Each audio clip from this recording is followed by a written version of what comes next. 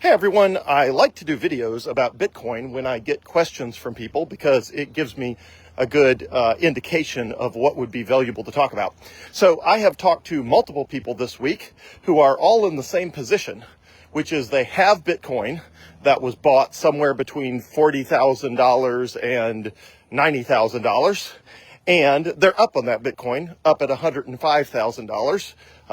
Right as I start recording this, it's $105,500. So halfway between 105 and 106,000 per coin.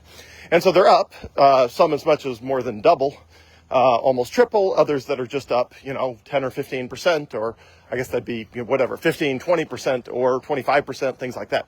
And they have a need for some of that capital that is stored in the form of Bitcoin in the next month or two, or in the next 6 or 12 months. In some cases, it's people that need to buy a car or a house.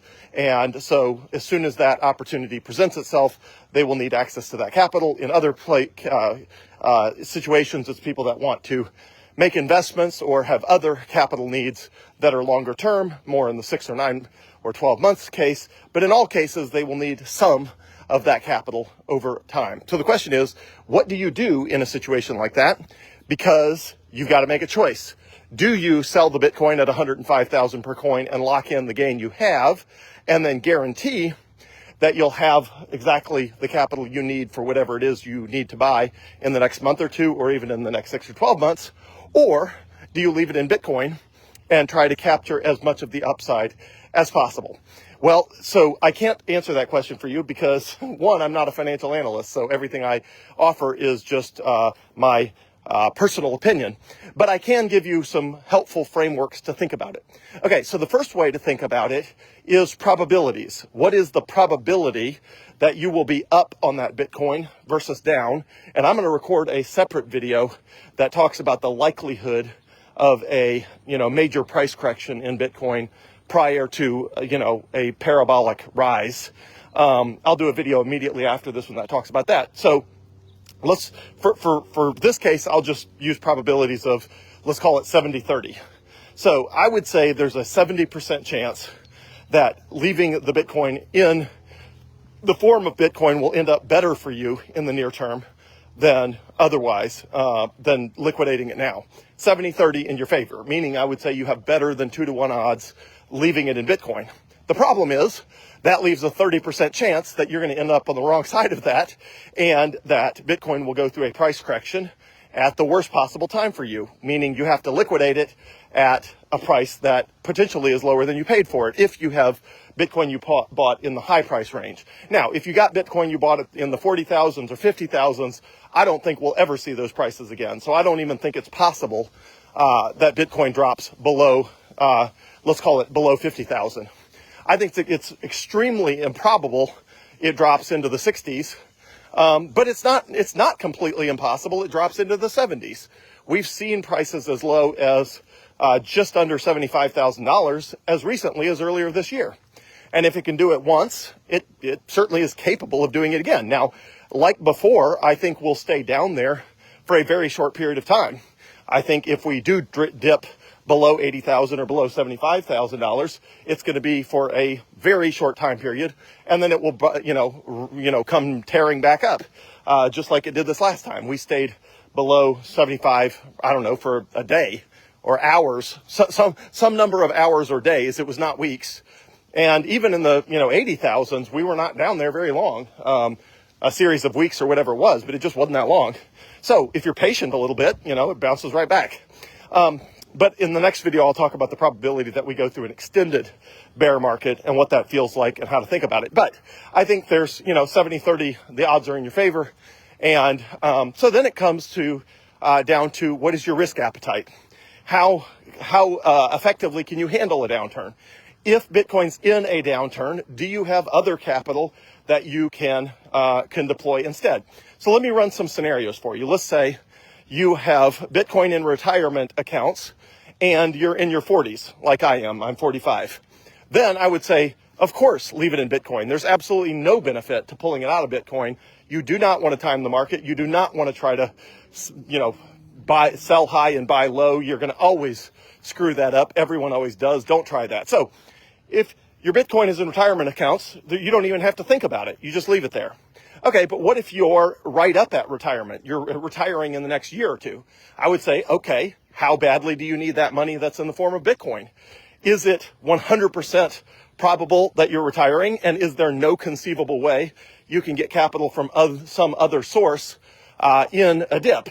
And if the answer is you absolutely have to have that capital and there's no other source you can possibly get it from, then I would say, well, that's a tough situation to be in, and you might need to liquidate some of that to create a cushion, to create a buffer, to make sure that you're not stuck selling Bitcoin when it's down. And at a minimum, you can get $105,000 for it right now.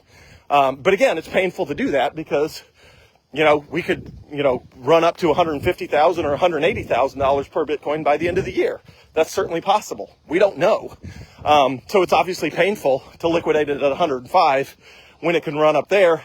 And even if it pulls back after that, it could be in the hundreds of thousands of dollars in the next 2 or 3 years. So it's just, painful to liquidate it at 105 with that much upside in the future. But again, if it all comes down to your risk appetite and the flexibility of your capital, how many different ways can you access capital and how desperate are you to not sell when you're down?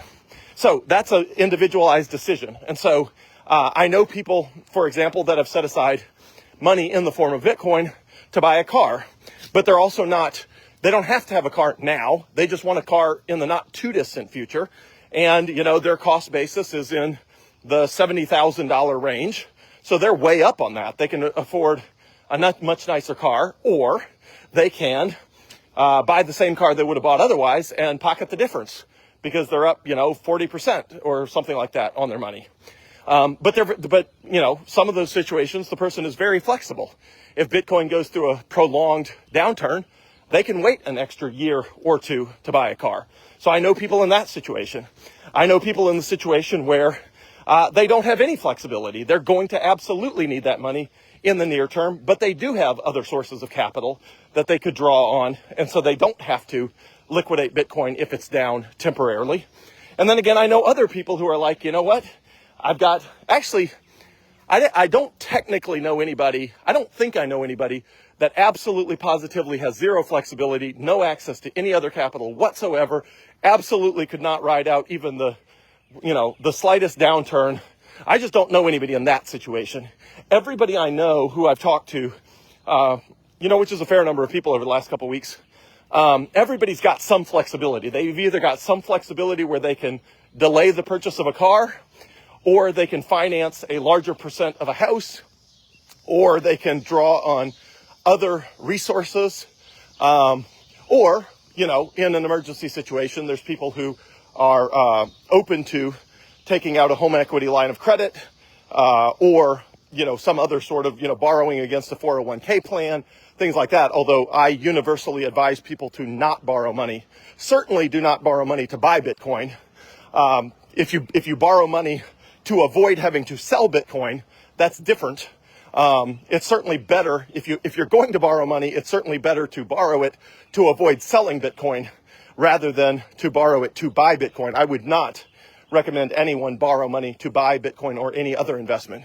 But even in my situation, I have borrowed money to avoid selling Bitcoin. I financed my 2026 Tesla Model Y that I just bought a couple months ago. I could have easily liquidated Bitcoin and bought that Tesla, but instead I financed it for 5 years at a 6% interest through Trustmark. And I did that to avoid selling whatever it was, whatever percentage of a Bitcoin it would have cost to buy that thing brand new, which is what I otherwise would have done. I would have just bought it straight up with Bitcoin. But I didn't want to liquidate that Bitcoin, so now I have a car payment. First time in my life I've ever had a car payment. Not because I need a car payment, I could easily pay it off at any time, but because I just didn't want to part with that Bitcoin. I would rather have sat on that Bitcoin than part with it. And at the time I purchased the car, Bitcoin was at $85,000 per coin. So now Bitcoin's up at $105,000 per coin, which means the payments I'm making on that car are pretty significantly discounted because I'm paying with $105,000 Bitcoin, but I financed it with, at the time Bitcoin was $85,000, which is what I would have had to liquidate if I had liquidated the Bitcoin to buy the car back in March at $85,000. So even I have taken out a loan, in my case, to buy a Tesla, that I otherwise would not have, to avoid selling Bitcoin. So again, I do think about that differently. I would not take out a loan to buy Bitcoin, but I have taken out and do have a loan taken out to avoid selling Bitcoin. So anyway, everybody's situation is different, and it also depends on your risk appetite. Some people are very conservative, and they just really don't want to lose money no matter what. And one of the downsides of trying to make sure you absolutely don't lose money no matter what is you have to invest much more conservatively, which is unfortunate because it means your potential returns are much lower. I am a person who has a very high risk appetite, and I don't mind, riding through a downturn. And in the next video that I record immediately after this, I'll tell everybody, what that's like and what the future might hold and what it's going to feel like and all that sort of stuff. And you can make your own decision. But again, it all comes down to how much capital do you need? When do you need it? How painful will it be if the price of Bitcoin is down at the time you do need it? Do you have any other sources of capital you can use so that you can avoid using that capital? And anyway, that's sort of the highlights, and I will, in a minute here, record a video about how to, the different ways things could play out over the next 6 to 12 months for Bitcoin. So have a great night, everyone. Thanks.